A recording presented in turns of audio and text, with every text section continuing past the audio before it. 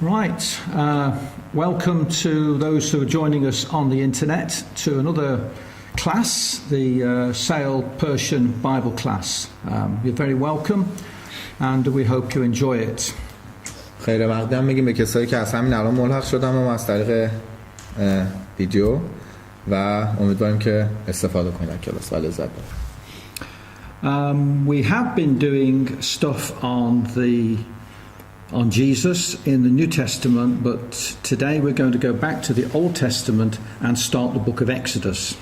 و یه سری جاها رو مرور کردیم از زندگی عیسی مسیح تو عهد جدید و هنوز اون بر مونده مطالب، ولی امروز برمیگردیم به کتاب خروج از عهد قدیم. Okay. Now, we look at the Old Testament not just from an academic point of view. It's not just background, but it is important because it helps us to understand Jesus and the New Testament. و ما اصلا به عهد قدیم به عنوان یه مطالب آکادمیک و اینکه بخوایم بگیم یه زمینه پیش زمینه است برای عهد جدید نگاه نمی‌کنیم، چون کلی مطالب جدید هست که خود عیسی مسیح بهش خیلی بارها مراجعه کرده. And the whole of the Word of God, the whole of the Bible is important. We need to be familiar with all of it because it's like a big picture and we need all the parts of the picture to see the whole thing. و تمام سخنان خدا مهمه، تمام کتاب مهمه، چرا که تصویر کلی به ما میده و ما باید کلشو بدونیم. Okay. So, if you'd like to turn to the book of Exodus. زحمت بیاید کتاب خروج.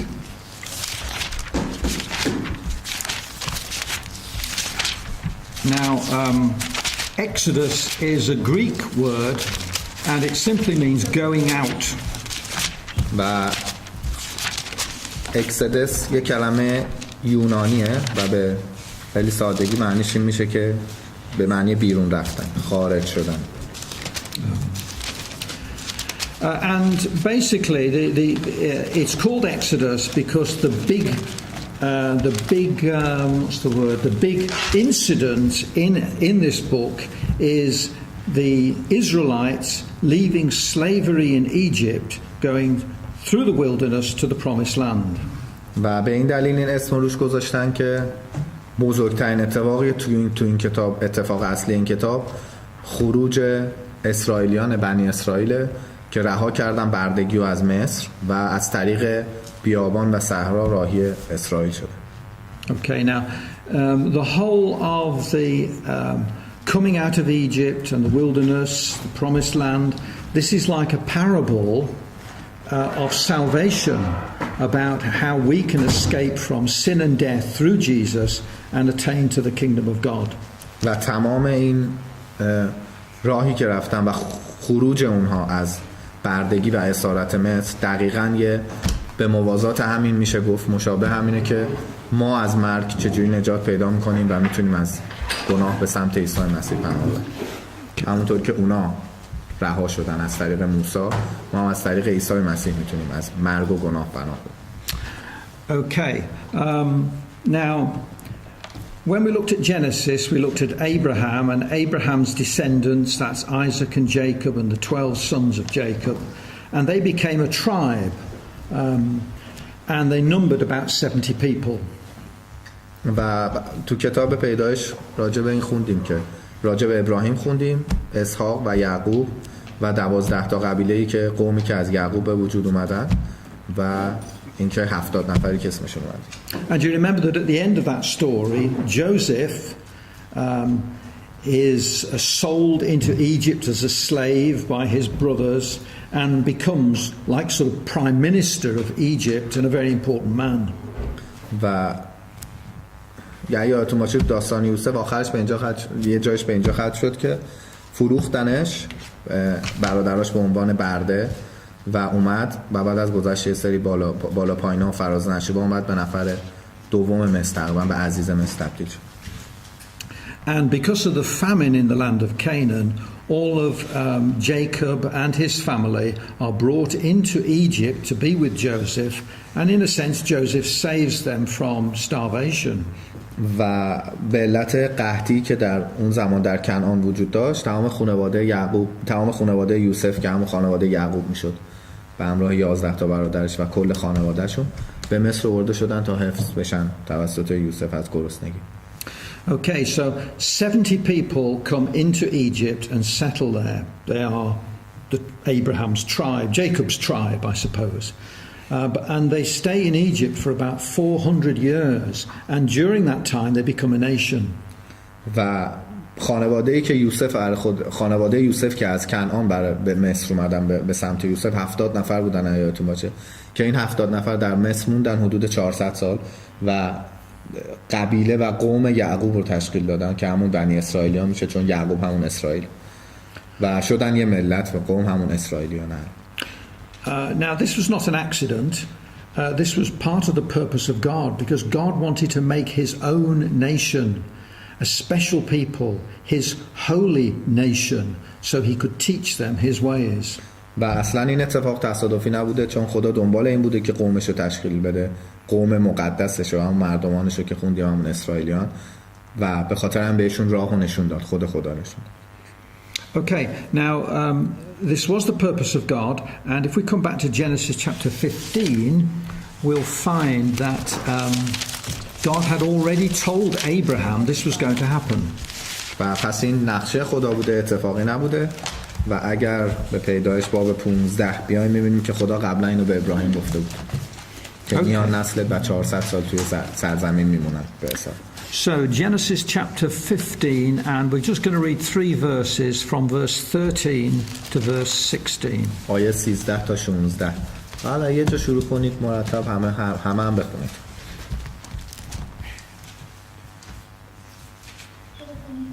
از یه جا شروع کنید، هیچ از شما شروع می‌کنید. آنگاه خداوند به او فرمود یقین بدان که نسل تو در سرزمینی که از آن ایشان نیست غریب خواهد بود و در آنجا ایشان را بندگی خواهند کرد و آنها 400 سال بر ایشان ستم خواهند کرد. اما من بر آن قوم که ایشان بندگی آنها را خواهد کرد مکافات خواهم رسانید و ایشان پس از آن با اموال فراوان بیرون خواهند آمد. Okay, so we're told there that Abraham's descendants would be afflicted, verse 13, afflicted for 400 years. و آیه 13 داریم می‌بینیم که به ابراهیم داره میگه که قوم تو به مدت 400 سال غریب میشن توی کشوری. And this is telling us about that Israel would become slaves in Egypt. و این یعنی همون حرفی که اسرائیلی‌ها به عنوان برده به مصر برده میشن، بردگی میکنن تو مصر. But verse 14 tells us that afterwards they would come out, that is come out of this nation with great substance. They would come out and they'd be rich. و آیه 14 در ادامهش میگه ولی خب بعد از 400 سال خیلی غنی و ثروتمند کشور خارج خواهند. So this is a prophecy of the Exodus. و این پیشگویی کتاب خروج تو کتاب پیدایش. Verse 16 tells us also that they would come back into the land of Canaan where Jacob had been. و آیه 16 میگه که دوباره به همون سرزمین کنعان که یعقوب ازش اومده بود در پشت چهارم برمیگردن. Okay, so this is all part of God's purpose then. So Joseph comes into Egypt, Jacob's family follow him, Joseph dies, Jacob dies, and all of that generation died. و پس این نقشه خدا بوده، یوسف به مصر برده شد، یعقوب و خانواده‌اش در پی اون اومدن، یعقوب مرد، یوسف مرد و در پی اون همه اون نسل مردن. Okay, so that's the background to Exodus chapter 1. و این زمینه پیش زمینه بود، بک‌گراندی بود برای پیدایش باب 1. خروج باب 1. We'll read a section of Exodus chapter 1 and یه بخشی از باب 1 خروج رو می‌خونیم.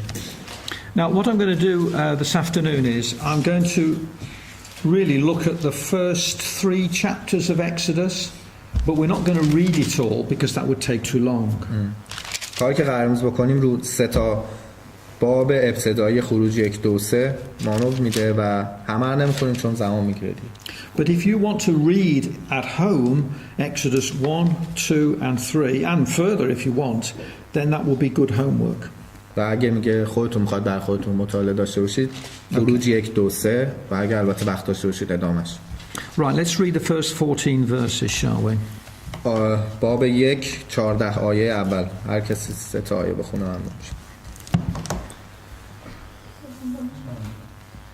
چنین اسنام پسران اسرائیل که هر یک با اهل خانه خویش همراه یعقوب به مصر رفتند: روبین، شمعون، لاوی و یهودا، یساکار، زبولون و بنیامین، دان و نفتالی، جاد و اشیر. شمار نسل یعقوب بر روی هم 70 تن بود و یوسف از پیش در مصر به سر برد. باری یوسف و جمله برادرانش و همه آنان که از نسل او بودند مردند. اما بنی اسرائیل بارور و کثیر گشته به شمار بسیار زیاد شدند، چندان که آن سرزمین از آنان پر شد. آنها پادشاهی تازه در مصر به پا خواست که یوسف را نمی‌شناخت. او به قوم خود گفت: به خود آیید که بنی اسرائیل از ما فزون‌تر و نیرومندتر گشته‌اند. باید به زیرکی با آنان رفتار کنیم، وگرنه از این نیز فزون‌تر خواهند شد. و اگر جنگی درگیرد به دشمنانمان خواهند پیوست و با ما خواهند جنگید و از سرزمین ما خواهند برید. پس مصریان سر کارگرانی بیرحم بر بنی اسرائیل گماشتند تا بر آنان با کار اجباری ستم کنند. بنی اسرائیل شهرهای پیتوم و رمسیس را برای فرعون ساختند تا انبار آذوقه آنها گردد. ولی هرچه بیشتر بر بنی اسرائیل ستم می‌کردند، بیشتر افسوده و منتشر می‌گشتند. پس مصریان از بنی اسرائیل بیمناک شدند. 13 آره بزنید. و بیرحمانه آنان را به بیگاری واداشتند. 14. 14 هم آنها با تحمیل کارهای طاقت فرسا چون خشت زدن و ملات ساختن و هر نوع کار دیگر در مزارع زندگی را به کار بنی اسرائیل تلخ می‌کردند. ایشان در هر کار اجباری که بر دوش بنی اسرائیل می‌نهادند با ایشان بیرحمانه رفتار می‌کردند. Thank you. Right, so Jacob's descendants, their tribe, are now in Egypt, and whilst Joseph was alive, he looked after them, and Joseph could make sure that Pharaoh was sympathetic to the Israelites. و پس نسل یعقوب اومدن به سمت اسرائیل، همه اونجا موندگار شدن و تا زمانی که یوسف زنده بود یوسف خودش مراقبت میکرد ازشون و یوسف خودش میتونست مطمئن شه که فرعون داره باشون همدردی میکنه و حواسش هست به بنی اسرائیل، ولی بعد یوسف قضیه تغییر کرد. But as time went on, generation after generation, a new Pharaoh came along, and he didn't know anything about Joseph, he didn't know anything about the Israelites, and he was unsympathetic. And as the Israelites began to grow in number, Pharaoh considered the Israelites a threat. و با گذشت زمان همجور که نسل به نسل جلو رفتن دیگه فرعون ها هی عوض شدن، فرعون های جدید اومدن دیگه اصلا از یوسف خبری نداشتن و نمیدونستن گذشته رو و این اسرائیلی هم هی زیاد میشدن و به جای رسید که بنی اسرائیل خیلی بیشتر هم مصریان گشت و اینجا بود که دیگه فرعون احساس خطر کرد. And as you just read there in verse 10 آیه 10 and 11, he says he decided to make the Israelites into slaves, really. I suppose we'd call it forced labor these days. و آیه 11 داره کار اجباری رو بیان میکنه و تصمیم گرفتن که از این راه اذیتشون کنن، اونا رو به یه حالت برده بگیرنشون و به کار بکشنشون. بیگاری. Has anyone been to Egypt? کسی مصر بوده اینجا؟ No, I haven't either. But I've seen all the pictures. And ancient Egypt, of course, is full of temples, the pyramids, monuments, very, very old, all dating from this period. و تمام میگه خیلی از عکسای حالا خودش میگه عکس‌ها مثلا خیلی از ساختمان‌های عجیب غریب، هرم‌ها و بناهای بزرگی که ساختن همش مال این دوره است که اینا بیگاری گرفته. And some of those may have been built by the ancient Israelites. We're not really sure. It's possible that Pharaoh used other subjugate nations as forced labor. و میگه باز مطمئن نیستیم ولی خب احتمالا خیلیاش توسط کسایی ساخته شده که فراعنه کلا به چیز میگرفتنشون، به بردگی میگرفتن. So this is a hard life for the Israelites. They are laboring in the heat. They're not given much in terms of materials. It says in verse 11 that there were taskmasters to afflict them with their burdens. So no doubt they were physically abused, perhaps whipped or tortured to get them to work harder. و خب این دوره زندگی خیلی سختی بود برای بنی اسرائیل که تو گرما کار میکنن بدون اینکه آذوقه خاصی دریافت کنن و تو آیه 11 هم داره میگه که بیرحمانه براشون ستم میشد و ازشون بیگاری گرفته میشد. Okay, so this is the world into which Moses was born. و این دورانی بود، زمانی بود که موسی متولد شد. Yeah, okay. Now you'll see the cruelty of Pharaoh. He is desperate to stop the Israelites growing any more in numbers, and he's even prepared to slaughter their young children, their boys. He says if a boy is born into a family, you must throw him into the River Nile. و پس اینجا بیرحمی فرعون رو دیدیم نسبت به بنی اسرائیل که چطور رفتار میکرد باهاشون و جدا از اون کارهای سختی که ازشون میکشید و جدا از اون بردگی که ازشون کشیده بود، دستور داده بود که جلوی رشد جمعیتشون رو بگیرن و به خاطر همین دستور داده بچه هر خانواده که پسر باشه بندازنش تو رود نیل. Sorry, I thought we'd read that. We haven't. It's actually in verse 16, look. آیه 16 اگه نگاه کنید. Yeah, if you look at verse 16, he tells the Hebrew midwives that they should kill the child if it's a son. اگر نوزاد پسر بود بکشید، اگر دختر بود زنده نگه دارید. Yeah, and also in verse 22, every son that is born you will cast into the river. آیه 22 هم گر پسری را که به دنیا آید به رود نیل افکن. So this is a dreadful time for Jacob's descendants, and they are in slavery, and it's یه زمان وحشتناک بدی بوده برای قوم یعقوب و به بردگی برده شد. Okay, so this is the setting for the birth of Moses. Now Moses is a massively important man in the Bible. و خب اینا همه یه جورایی نیاز بوده برای اینکه موسی و یه لازمه تولد موسی بود و موسی به طور بزرگی آدم خیلی مهمی بوده. Does anybody know anything about Moses? Anything at all? هر چیزی راجع به موسی کسی میدونه؟ معجزه‌ای که انجام About his miracles.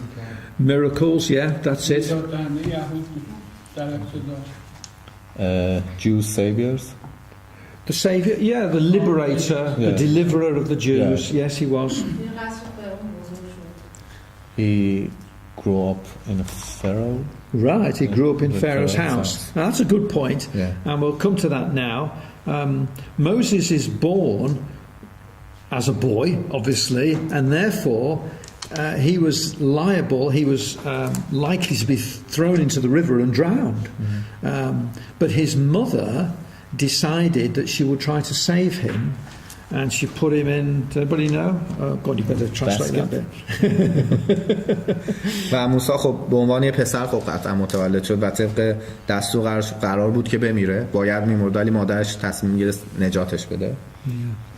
Yeah, she decided she'd put him into a basket and put him in the river, so he may have some chance of being saved, I guess. و مادرش تمثیلی که به ذهنش میرسه اینو بذاره توی سبدی و رهاش کنه رود نیل و شاید شانسی برای زندگی پیدا کنه. Anyway, I've got slightly ahead of myself. We'll come back to that in a moment. So Moses was to be the leader, the deliverer. He was to be a judge, a commander, a mediator, and even a man that spoke face to face with God. و موسی قرار بود آدم باشه که همونطور نجات دهنده باشه، حکم بده به مردم، قانون بیاره و اینکه صورت به صورت فیس تو فیس با خدا قرار بود صحبت کنه. Yeah. He was also the man who wrote down the first 5 books of the Bible. و همچنین کسی بود که 5 کتاب اول کتاب مقدس رو نوشت که رو هم میشه تورات. Yeah. Of course, he wrote them by the Holy Spirit, as all of the writers of the Bible wrote by the power of the Holy Spirit. که از طریق خدا بهش وحی شده بود، مثل بقیه کتابا که تمام نگارنده هاش وحیش از خدا گرفته بود. Consequently, the Jews call the first 5 books, they quite often call them the books of Moses. و متعاقب اینم که یهودی الان میگن 5 تا کتاب اول میگن کتاب‌های موسی Or sometimes they use the word the Torah. که بعضی وقتا به صورت تورات. Yeah.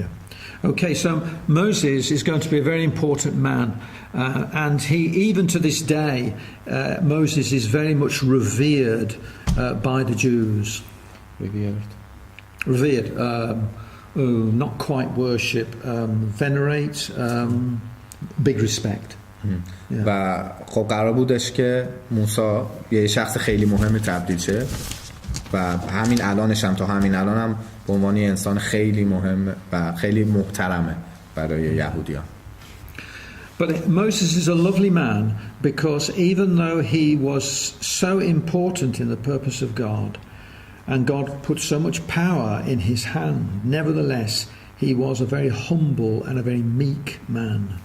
و موسی میگه خیلی مرد دوست داشتنی بود و شخصیت خوبی داشت به خاطر اینکه با اینکه خدا خیلی قدرت درون دستش قرار داده و خیلی قدرت دستش داده بود ولی خب خیلی مرد فروتن و صبوری بود. Sorry.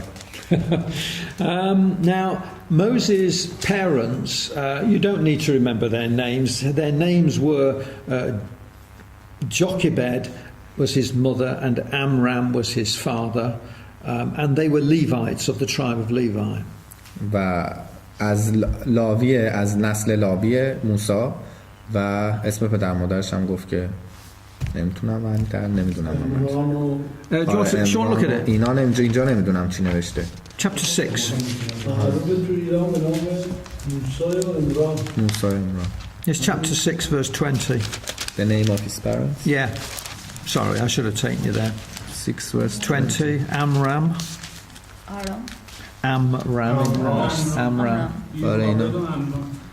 امرام That's it. خود یوکابد And Jochebed or Jochebed. Yeah. یوکابد امرام و یوکابد. Yeah. So Moses had an elder brother whose name was Aaron, and he had an elder sister whose name was Miriam.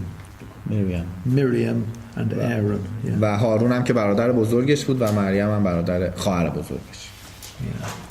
Now Aaron, his brother, later became the first high priest, and all of the priesthood were descended from Aaron. The priests were the sons of Aaron.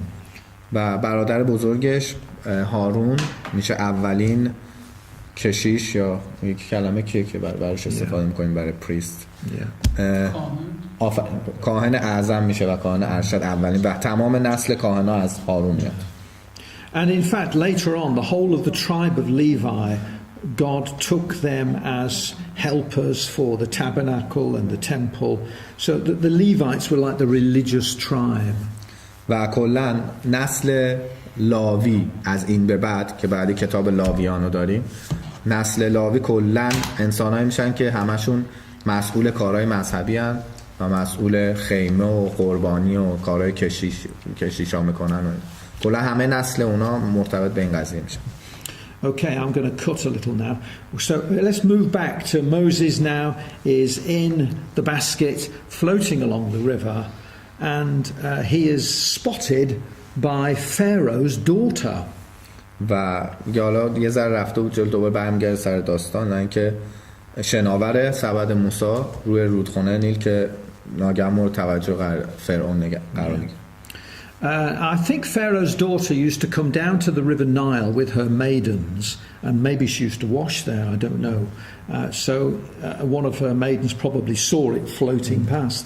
و مورد توجه دختر فرعون قرار میگیره ببخشید و میگه شاید ظاهرا مثلا اومده بوده پای رود حالا با کنیزاش شاید برای شستشو یا هر چیز اومده بوده که توجهشو جلب میکنه اون سبب. Now Moses' mother had asked her daughter Miriam to go down the river and keep her eye on the basket. و مادر موسی از دخترش که همون خواهر موسی میشه مریم بزرگتر بوده ازش خواسته بوده که چشم از اون سبد برنره و بره پای نیل و ببینه به کجا ختم میشه. So Pharaoh's daughter tells her servants to get the basket, and she sees that it's a baby. The baby's crying, and Pharaoh's daughter thinks, "Oh, what a lovely baby," and she decides to take it and to bring up the child in the palace as her son. و از کنیزاش میخواد دختر فرعون که سبدو بیاره و سبدو میاره میبینه یه بچه داخلشه و خب توجهش رو جلب میکنه و تصمیم میگیره بچه رو پیش خودش نگه داره و به عنوان بچه خودش بزرگ کنه توی کاخ. خواهر دختر فرعون. Daughter of Pharaoh. The daughter of Pharaoh. What did I say? باب 2 آیه 5 تو اسلام میگه فرشیه. Because Should be a princess. Islam says that the wives, the Pharaoh's wives. No, the baby. I think it's Pharaoh's daughter. There's some differences. They changed the story later. Daughter of Pharaoh. Yeah. Thank you. He's on the ball. دخترش دیگه خیلی یه سری تغییرات Yeah. هست. The daughter of Pharaoh. نه. Now, Mention her name here. no name. It may seem unusual to us that Pharaoh's daughter should do such a thing and just take a child of one of the Israelites, but evidently it was quite common for princesses in Pharaoh's palace to adopt children rather than have their own. و خب خیلی معمول نبوده دیگه اینکه یکی تو کاخ مثلا دختر فرعون بیاد یه بچه‌ای رو به سرپرستی بگیره و اینکه اونم تازه اینه که از اسرائیل یا بنی اسرائیل باشه. Of course, Pharaoh's daughter wouldn't look after the child anyway. She would have a nurse. And Pharaoh's daughter says, well, who can nurse the child for me? And of course, immediately Miriam, who's listening to this, comes forward and says, I can find a nurse for the child. و خب قطعا آدم نبوده که بچه بزرگ کرده باشه و بتونه بچه بزرگ کنه دختر فرعون و همون موقع خب فکر این میفته که کی میتونه این بچه مواظبت کنه و کی پرستارش باشه و مریم خواهر موسی که اون نزدیکا بوده بلافاصله میشنه و میاد میگه که من میتونم برای این بچه پرستار پیدا کنم. So Pharaoh's daughter says to her, okay, you find a nurse for the child and I'll pay you. So in fact, Moses' mother gets paid for nursing her own child. و دختر فرعون هم قبول میکنه و میگه اوکی تو یه پرستار برای بچه پیدا کن من پولشو میدم و هزینه‌شو میدم که بچه مراقبت کنه و اینجوری شد که در واقع مادر موسی پول گرفت خود موسی رو بزرگ کرد. We're not told exactly when it was, but no doubt when he was, say, 2 or 3 or something like that, when he was weaned, he would have to be given to the palace. And from then on, Moses would be brought up in Pharaoh's house. و تا حالا دقیق نمیدونیم ولی تا یه حدی که حالا به یه سنی برسه موسی احتمالاً دیگه دست اینا بزرگ شده و بعدش وارد کاخ شده و تو خونه فرعون بعد بزرگ میشه.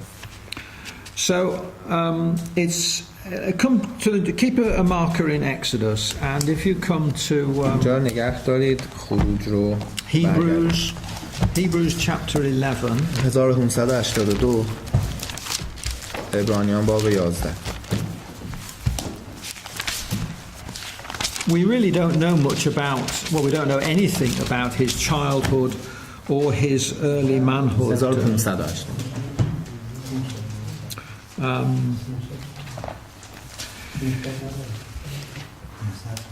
In fact, we don't really know anything about Moses until he is 40 years of age. و تا سن 40 سالگی موسی تقریبا اطلاعات زیادی ازش نیست. And by that time, of course, he has learned that he's not an Egyptian, that he is in fact an Israelite. Even though he's in an incredibly privileged position, he would be brought up as a prince, I guess, of Pharaoh.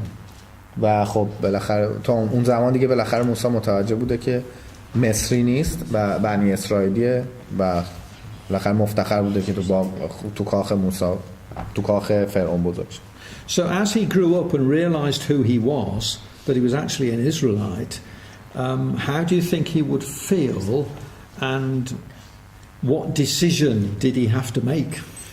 و با بزرگ شدنش و اینکه متوجه میشه مصری نیست و چه اتفاقی افتاده اسرائیلیه و به عنوان شاهزاده حالا تو کاخ فرعون بزرگ شده فکر می‌کنید چه حسی بهش دست داده و چه تصمیمی گرفته؟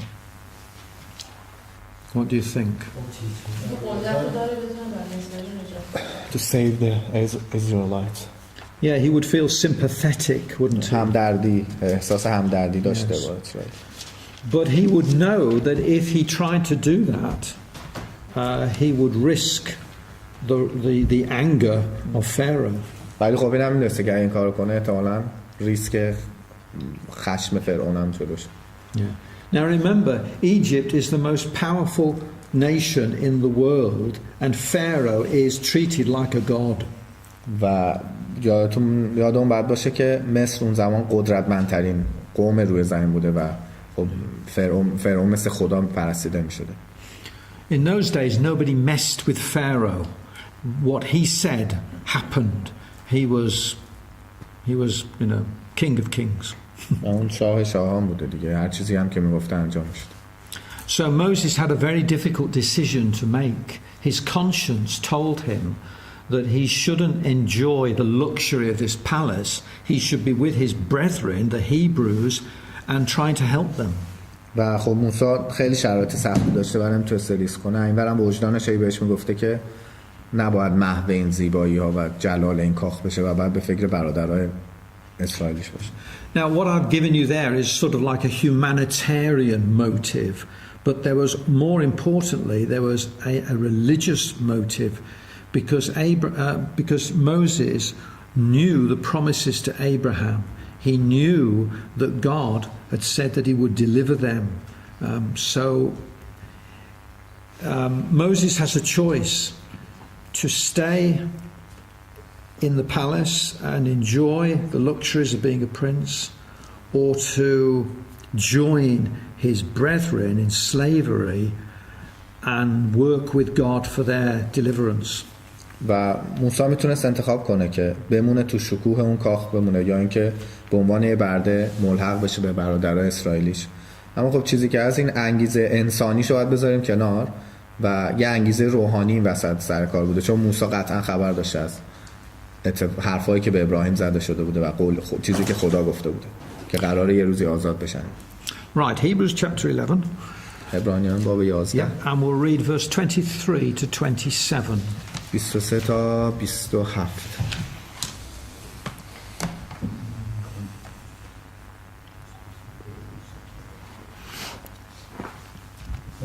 کاتێک لەگەڵی بوو سێمان باوکی شاردویان بوو چونکە بینیان منداڵەکان چۆن بەناو فەرمانی پاشا نەترسا بە باوەڕ کاتێک موسا گەورە بوو نەیویست بە جەزای فیرعەون بناسرێت بەڵام بەلایەوە باشتر بوو لەگەڵ گەلی خۆیدا سوکایەتی پێ بکرێت لەوەی لەزەیکی کاتێک کە گوناهیاندا هەبێت موسا ئەو ڕسوایی لە پێناو مەسیحدا چێشت بە سامانێکی گەورەتر تا گەنجێنەی میسر چونکە چاوی لەوە بوو خدا پاداشی بداتەوە بە باوەڕەوە میسر بەجێهێشت و لە تووڕەیی پادشا نەترسا دانی بە خۆی داگرت و وەکو ئەوەی بینی کە نەبینرابێت. Thank you. Okay, so you'll see there that it says in verse 24 that Moses refused to be called the son of Pharaoh's daughter. So he renounced his position as prince and therefore took a big risk. و آیه 24 میخونیم که موسی رد میکنه در قضیه اینو که پسر دختر فرعون خوانده بشه و رها میکنه اون موقعیت شاهزاده بودن و ریسک میکنه، خطر رو به جونش میخوره. But this was a decision of faith. This wasn't nationalism. This wasn't just that he felt that he ought to be with his Hebrew brethren. He did this because he believed in God. و این یه تصمیم روحانیه یه جورایی و از باب انسانیش این تصمیم نمیگیره به خاطر اینکه به ایمان داشته به خدا و با آیه این بابم داره راجع به همین صحبت میکنه و چون ایمان داشت به حرفی که خدا به ابراهیم زده بود این تصمیم گرفت که با برادرای بنی اسرائیلش باشه. You see in verse 25 it says he deliberately chose to suffer with the people of God. Notice, not with his people but with the people of God rather than enjoy the pleasures of sin. و آیه 25 میبینیم که نوشته که ترجیح میده و عمدن موسی خودش قصدن انتخاب میکنه و با آگاهی که اینجا تازه ذکر شده که قوم خدا و ننوشته بنی اسرائیل که با اونا باشه تا اینکه بمونه تو کاخ و لذت ببره. And to emphasize again, this wasn't nationalism. If you look at the end of verse 26, it says, he had respect unto the recompense of the reward. In other words, Moses knew about the future reward of the kingdom of God, and that's what was in his mind. و برای اثبات دوباره تایید این که این تصمیم اصلا تصمیم انسانی نبوده و روحانی بوده، این که آخر آیه 26 آیه نگاه کنیم که موسی به پاداش آینده چشم دوخته بود، یعنی نگاهش به آینده و پاداشهای خدا بود و پاداشی که قرار تو اون روز بگیره. So he موسی تا قبل از اینکه تو همین سه تا باب اولش قبل از اینکه مثلا خدا بهش وحی نکرده، بهش نگفته که تو باید این کارو کنی، قومتو نجات بدی و اینا، آدم زیاد روحانی و ایمانداری نبوده. حتی مثلا دو آدم هم کشته. Before God spoke to Moses to go and save the Israelites, he wasn't a quite spiritual man. Yet. Yeah. I think he was a spiritual man, but he had lots of things to learn, as we shall see. I think he knew the promises, he knew the reward, he knew about the promised land. But you mentioned, I think, in chapter 2 that which Shayan said that he killed the. Oh, he killed the Egyptian. Yeah, we'll come to that in a minute. Yeah, we'll come to that in a minute. Yeah. میگه بوده از اول میدونسته ولی مجبور بوده یه سری چیزایی را بگیره و الان میاد بهش میرسه. Yeah, it's a good point. And at this stage, Moses knows that it's right that he must leave Pharaoh and all of that glittering world that he could have if he wanted it, or the riches and the comfort. He knows he must leave it and be with his brethren. He wants to help them, but he's not sure how to do it. چیزی که واضحه موسی میدونسته باید فرعون رو ول کنه و بره اسرائیلی‌ها رو نجات بده، اما نمیدونسته چطور این کارو بکنه و میاد الان سمتش، از عبرانیان که خارج شیم الان میاد سمتش و نمیدونسته چی کار باید بکنه. Yeah. And you're quite right.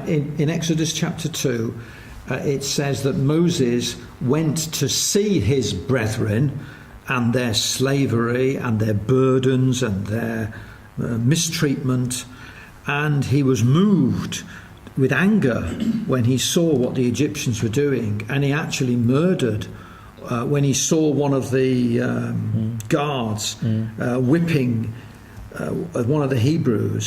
He actually killed him. I think probably by mistake actually. و میگه درسته هم تو باب 2 هم نوشته موقعی که تصمیم میگیره که به سمت چیز بره، فرعون رو ول میکنه و میره تو شهر که به برادرای خودش ببنده. وقتی میره بارکشی و سختی اونا رو میبینه و وقتی میبینه که یکی از گاردا داره شلاق میزنه کنه اونا رو، به اشتباه میکشه. یعنی از رو عصبانیت، چون عصبانی میشه که داره یه مصری داره با قومش این رفتار رو میکنه، مثل خیلی اشتباهاتی که آدمای بزرگ دیگه کرده بود. ولی خب نمیدونسته اونجا راهش چیه، فقط فکر این بوده نجات، همین، تا اینکه خدا وارد میشه و بهش میگه که بعد مثلا Perhaps Moses thought that he could get the Israelites to rise up against the Egyptians by force and rebel. Perhaps that's what he thought, but that wasn't God's way. و شاید میگه موسی فکر می‌کرد خودش میتونه بر علیه یهودی‌ها رو، بنی اسرائیل رو بر علیه مصری‌ها بشورونه. خودش شاید فکر می‌کرد مثلا بره یه تشویقشون کنه، مثلا بر علیهش قیام میکنه. ولی خب این راهی که خدا می‌خواسته نبود. In fact, his brothers, the Israelites, actually were angry with him because all that he actually did was to make their burdens harder. Because Moses talking about when he criticized the Egyptians, all they did was mistreat them even more and make their work harder. و همه اتفاقا این کارش باعث شد همه بنی اسرائیلیا خشمگین بشن بهش، به خاطر اینکه کاری که کرده بود بدتر تحریک کرد مصریان و بیشتر ازشون کار کشیدن و اذیتشون کرد. Okay, if you just come back a little to the Acts of the Apostles. Acts chapter 7, اعمال رسولان باب 7. there is a little bit of a commentary on this. It's actually by Stephen shortly before he was stoned. Acts chapter 7. راجع به استیفان خونده Yeah, بودیم. Matthew, Mark, Luke, 1425. Acts, after the Gospels. Acts chapter 7. از این چیزایی که دادم چرا استفاده نمی‌کنید بچه‌ها؟ هر کی نداره بگم بگید باز بگیرم. که کم کم به ترتیب کتابا رو عادت کنیم. And we'll read verse 20 to 25. آیه 20 تا 25. خونید شما. در چنین روزگاری بود که موسی زاده شد. او طفلی بسیار زیبا بود. موسی 3 ماه در خانه پدرش پرورش یافت.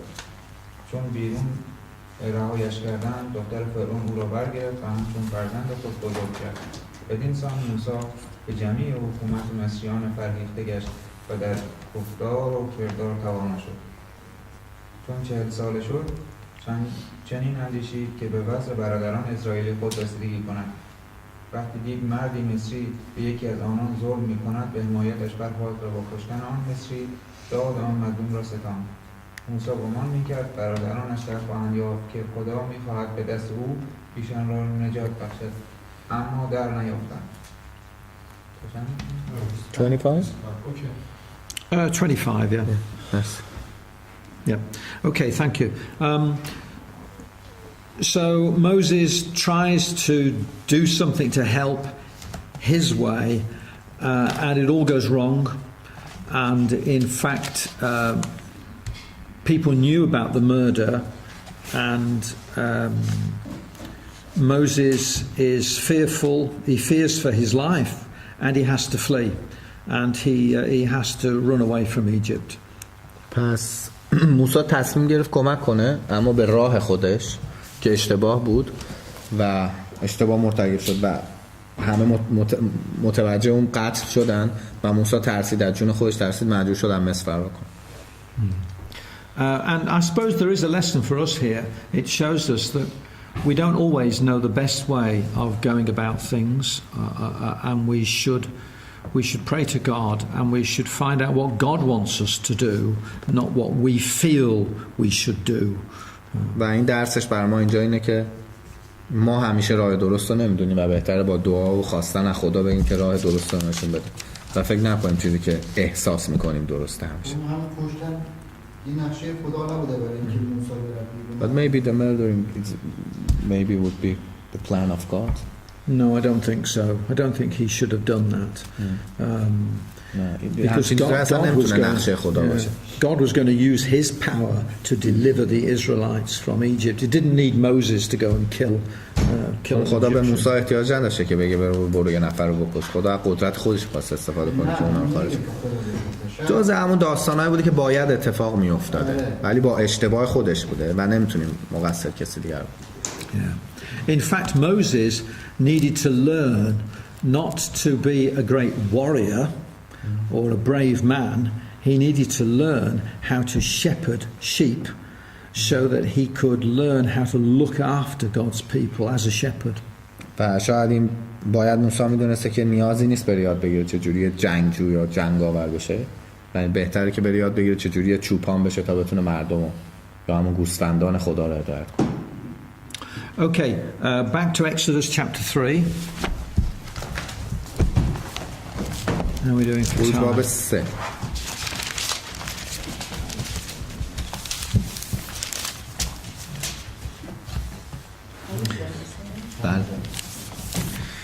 Now, in fact, Moses was 40 when he killed the Egyptian and had to flee. He's then 40 years in the wilderness in a place called Midian, where he married and had sons and was basically a shepherd for 40 years. و موسی 40 ساله بود که ول کرد، قتل رو انجام داد و مجبور شد فراری بشه و 40 سال توی صحرا موند و اونجا ازدواج کرد و تعدادی هم بچه داشت و 40 سال اونجا یاد گرفت که چجوری چوپانی کنه. So he's now 80 years old. الان 80 سالشه. And it's only when he's 80 years old that God speaks to him and tells him, you're the man that's going to deliver Israel from Egypt. و تازه الان خدا داره باهاش صحبت میکنه تو 80 سالگی و بهش میگه که تو همون کسی هستی که باید بری هدایت کنی قوم تو و نجات بدی از مصر. So 80 years old is quite an old man. I mean, Moses lived to be 120, admittedly, but even so, 80 years old he's quite an old man, but he's still strong and very courageous and faithful. خب 80 سال میگه خب سن زیادیه، پیر حساب میشه. 120 سال زندگی کرد موسی، ولی خب 80 سالم با اینکه ولی خب 80 سالش بود به هم شهامتش رو داشت، هم شجاع بود و آدم قوی بود. Okay, we're going to finish in Exodus chapter 3. I just want to read the first 14 verses now. 14 آیه اول باب 3 که باب 3 رو تموم کنیم. موسی گرده پدرزنش یترون کاهن مدیان را شبانی می‌کرد.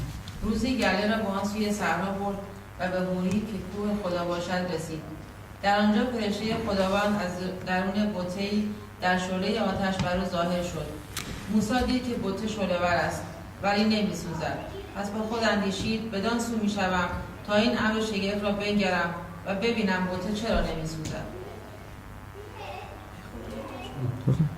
چون خداوند دید موسی بدان سو می‌آید تا بنگرد، خدا از درون بت ندا داد. ای موسی، ای موسی. موسی گفت لبیک. خدا گفت نزدیکتر میا. کفش از پا به در آر، زیرا جایی که بر آن ایستاده ای زمین مقدس است. و افزود من هستم خدای پدرت، خدای ابراهیم، خدای اسحاق و خدای یعقوب. موسی روی خود را پوشانید زیرا ترسید به خدا بنگرد. خداوند گفت من تیره روزی قوم خود را در مصر دیدم و فریاد آنها را از دست کارفرمایان ایشان شنیدم و از رنجششان نیک آگاهم. پس اکنون نزول کردم که آنان را از چنگ مصریان برهانم و از آن سرزمین به سرزمین خوب و پهناور برآورم، و سرزمینی که شیر و شهد در آن جاری است، یعنی سرزمین کنعانیان، هیتیان، اموریان، فرزیان، هویان و یبوسیان. آری، حال فریاد بنی اسرائیل به درگاه من رسیده است و ستمی را که مصریان بر ایشان روا می‌دارند دیدم. اکنون بیا تا تو را نزد فرعون بفرستم تا قوم من بنی اسرائیل را از مصر بیرون آوری. ولی موسی به خدا گفت من کیستم که نزد فرعون روم و بنی اسرائیل را از مصر بیرون آورم؟ خدا گفت به یقین من با تو خواهم بود و نشان این که تو را من فرستادم این است که چون قوم تو را از مصر بیرون آوری خدا را بر این کوه عبادت خواهید کرد. موسی به خدا گفت اگر نزد بنی اسرائیل روم و به دیشان بگویم خدای پدرانتان مرا نزد شما فرستاده است و از من بپرسند نام او چیست، آنها را چه پاسخ دهم؟ خدا به موسی گفت هستم آن که هستم. با آنان بگو هستم مرا نزد شما فرستاده است. 14. Good, thank you. Okay, Moses is shepherding his flock, and he ends up in a place called Horeb in verse 1. Horeb is another name for Mount Sinai, a very famous mountain. You've probably heard of Mount Sinai in the Sinai Peninsula, a very remote place. And there he sees this burning bush. و شروع به چوپانی کرده و الان چوپان موسی که به هوریب میرسه، همونجوری که تو آیه 1 خونیم که همون نزدیک کوه سینا معروفه و هم نگاه میکنه که یه بوته اونجا آتیش گرفت. And God speaks to him out of the bush. Obviously, Moses sees this bush burning, but there's a miraculous aspect, obviously, because it burns, but it's not consumed. It just keeps burning.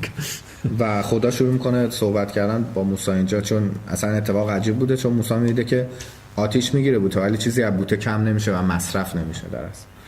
و عجیب بوده. So God speaks to him out of this burning bush. Now it says in Exodus here that God spoke to him.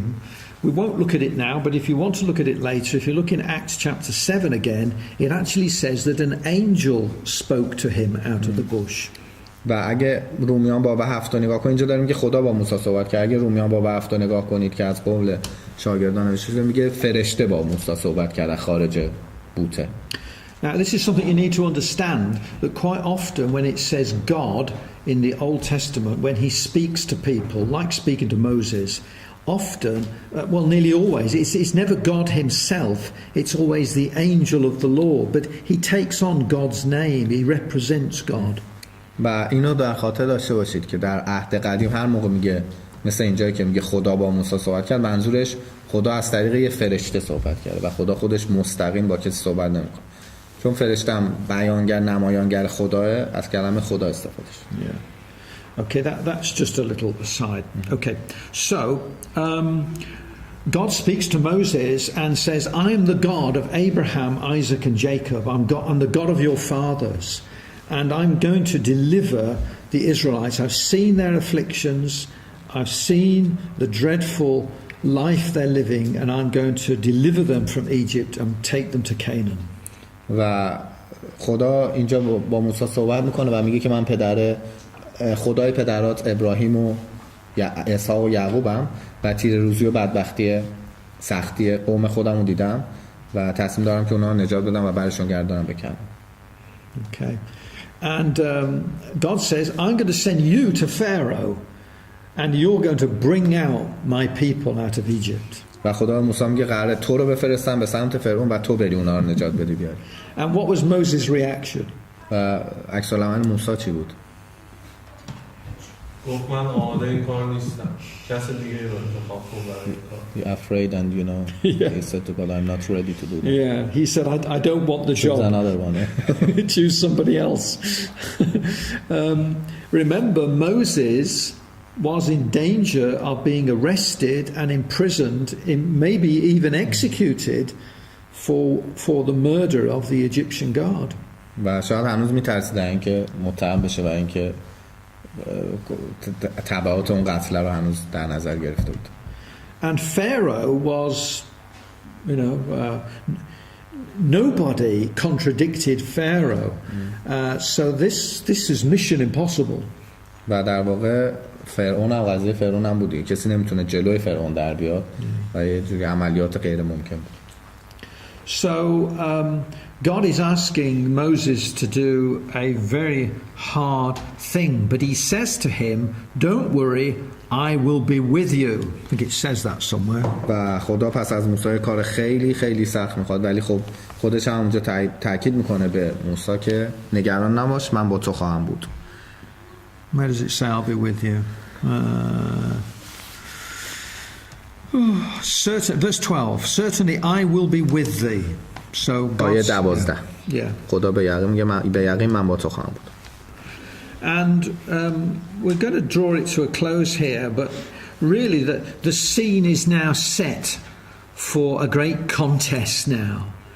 Because when Moses goes to Pharaoh, which he does in the next chapter, and says the very famous words, at least they're famous in English, let my people go. Pharaoh just shows him the door. Says, "Gotta be joking, off you go."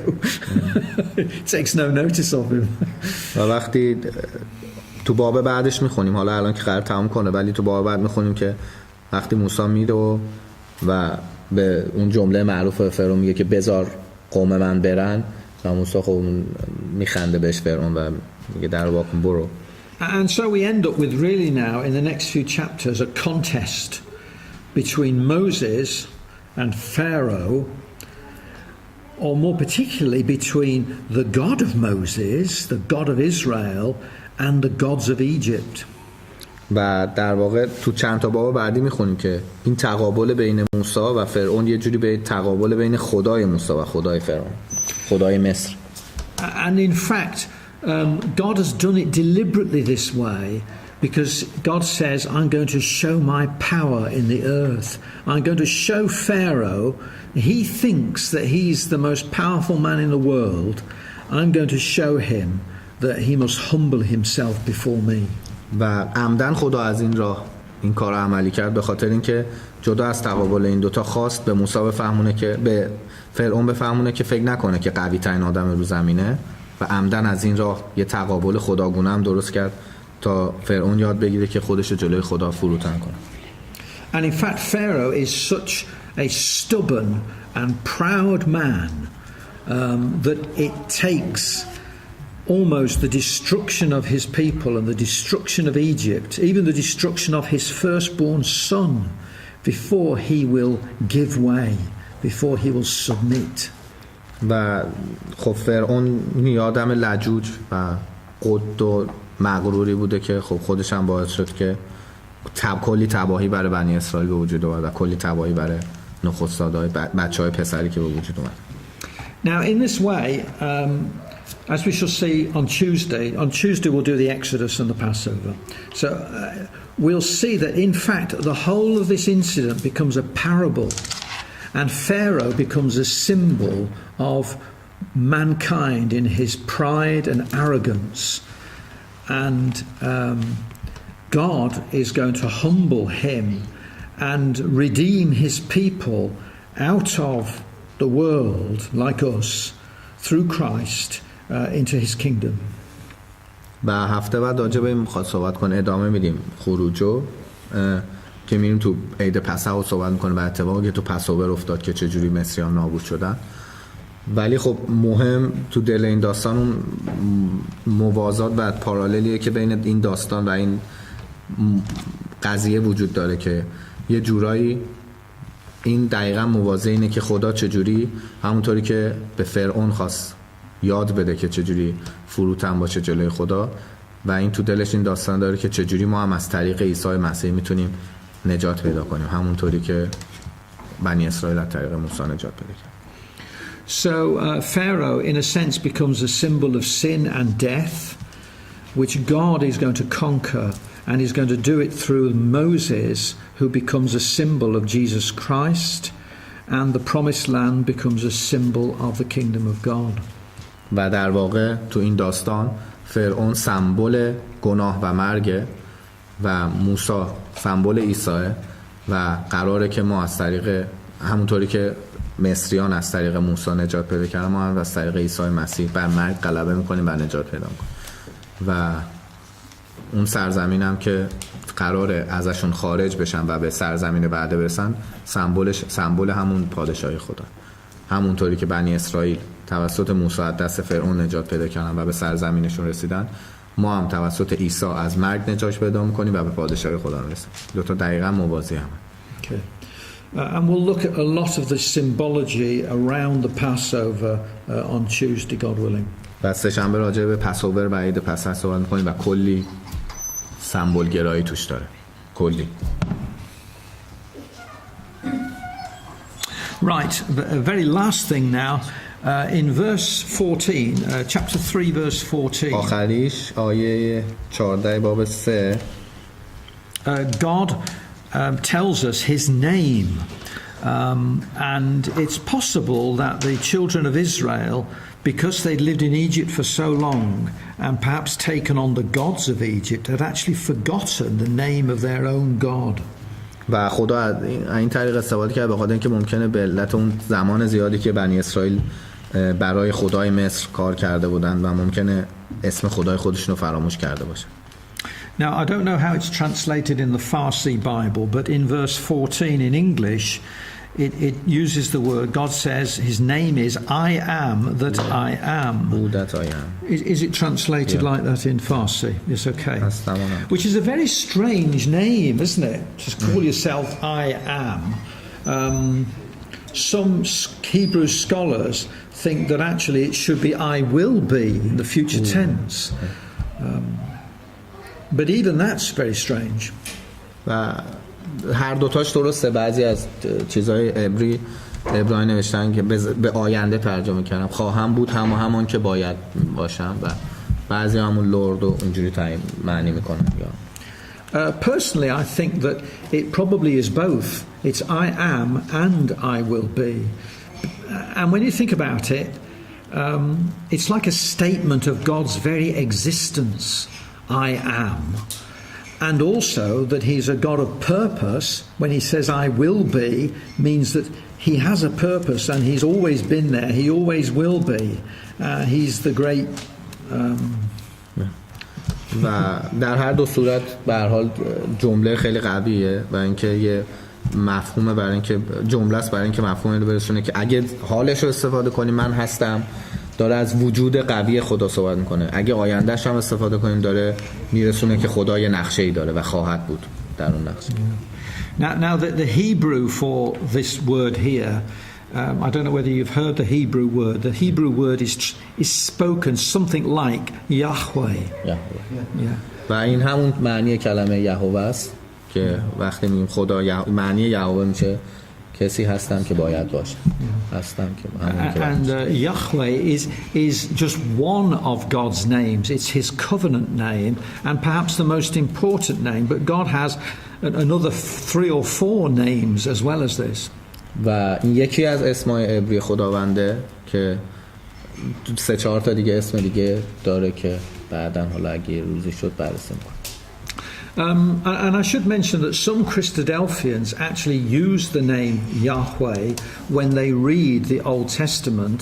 When they see the word Lord, it's normally this word, and they actually read Yahweh. Some do, some don't. Some think they should do as reverence to the name. Personally, I'm happy to read the text as it is. و میگه بعضی از کریستالفیان‌ها تعجب نکنن یه جای دیدید به کلمه لرد یا لرد که میرسن یهوه استفاده میکنن و به جای لرد اصلا یهوه میخونن. ولی خب میگه من خودم شخصا ترجمه میدم هر چیزی که نوشته شده هم. Right, well, we've been going for an hour and you've been very attentive, so I think we'll stop there unless anyone's got any particular questions. من میگه تقریبا 1 ساعت کار کردیم و خیلی هم توجه کردید و اگه کسی هم سوالی چیزی داره. Thank you very much. Thank you. اونجایی که آقا میگه که میره با خدا صحبت بکنه و فرشته میگه جلوتر نیا کفشات هم در بیار اینجا جای مقدسیه. منظورش همون سرزمین کنعانه از اون جای مقدس. شما گفتی تو کوه سینا هم دیگر دیدن. What's it mention about a place that bush burning and God said to Musa don't come near and put off your shoes because this land is holy land. What's mentioned?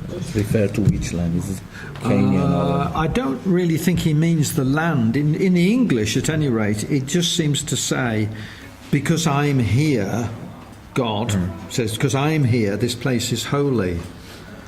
You know what I mean? Rather than this land is holy, because this was actually the Sinai Peninsula. به فارسیش مقداری بعد ترجمه شده. منظورش سرزمین و اینا نبوده. منظورش همین بوده که چون خدا تو آره در پیشگاه خدا مثلا مقدس دیگه نزدیک‌تر نه، داری خیلی نزدیک. منظورش سرزمین. I guess wherever God is, that place is holy. میگه هر جا که خب خدا قطعا مقدسه دیگه. Yeah. Maybe. این ترجمه‌ها یه ذره اذیت می‌کنه. خدا نبوده یه فرشته بود.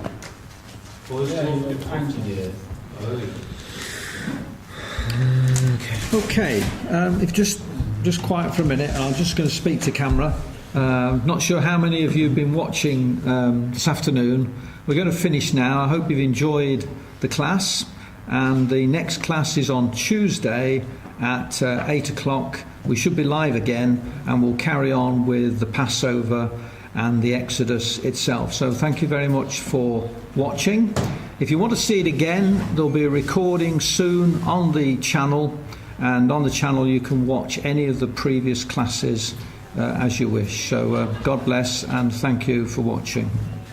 ممنون از اینکه تماشا کردید. حالا نمیدونه چند نفر بودید و دیدید و مجبوریم الان تموم کنیم تا خروج باب 3 و در سه شنبه ساعت 8 ادامه میدیم با پسوور عید پسح. خروج رو ادامه میدیم و اینکه لینکش هم قرار داده میشه ویدیوهای هفته‌های قبل و گذشته هم خواستید ببینید تو همین کانال میتونید ببینید. سه شنبه ساعت 8 دوباره زنده میذاریم با پسوور یا همون عید پسح. خدا برکتتون بده. فعلا. Thank you. Thank you. Thank you. And thank you.